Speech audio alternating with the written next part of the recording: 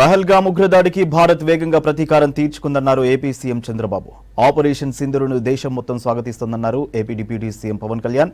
పాక్ ఉగ్రవాదుల భరతం పట్టేలా భారత సైన్యం ఆపరేషన్ సింధూర్ చేపట్టిందన్నారు. చంద్రబాబు పరిపాలన పట్ల ప్రజలు తీవ్ర ఆగ్రహంతో ఉన్నారన్నారు ఏపీ మాజీ సీఎం జగన్మోహన్ రెడ్డి.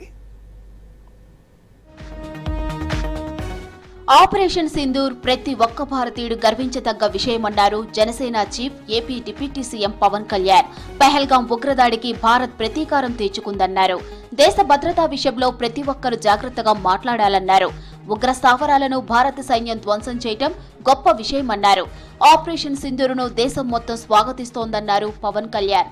9 ప్రాంతాల్లో 15 కిలోమీటర్ల నుంచి దాదాపు 200 కిలోమీటర్ల లోపల వరకు వెళ్ళి అక్కడున్న సివిలియన్ క్యాజువాలిటీస్ లేకుండా కేవలం ఎవరైతే ఉగ్రవాద సంస్థలు ఉన్నాయో, ముఖ్యంగా ఈ 3 సంస్థల మీద ప్రత్యేకించి దాడులు జరపడం, వాటిని ధ్వంసం చేయడం నిజంగా ఇది భారతదేశం ప్రతి ఒక్కరూ హర్షించదగ్గ విషయం.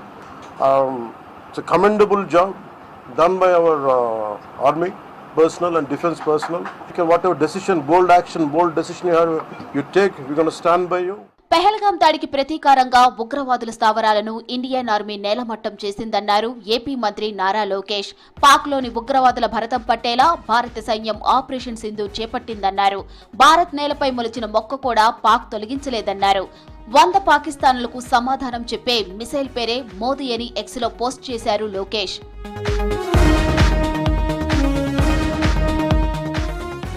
చంద్రబాబు పరిపాలన పట్ల ప్రజలు తీవ్ర ఆగ్రహంతో ఉన్నారన్నారు ఏపీ మాజీ సీఎం జగన్మోహన్ రెడ్డి. కూటమి ప్రభుత్వం చేసిన దుర్మార్గాలు చూసిన తరువాత తనలో చాలా మార్పు వచ్చిందన్నారు. పార్టీలో కష్టపడే ప్రతి ఒక్కరిని గొప్ప స్థానంలో కూర్చోబెడతానన్నారు. కార్యకర్తలకే మొదటి ప్రాధాన్యత ఉంటుందన్నారు. వచ్చే ఏడాది వైఎస్ఆర్సీపీ ప్లీనరీని నిర్వహిస్తామని చెప్పారు జగన్. కేంద్ర ప్రభుత్వం చేపట్టిన ఆపరేషన్ సింధూర్ కు టీడీపీ పూర్తి మద్దతును తెలిపింది. టీడీపీ కేంద్ర పార్టీ కార్యాలయంలో ఎన్టీఆర్ భవన్లో జాతీయ జెండాలను పట్టుకొని ప్రధాని మోదీకి మద్దతుగా వందే మాతరం అంటూ నినాదాలు చేశారు టీడీపీ నేతలు.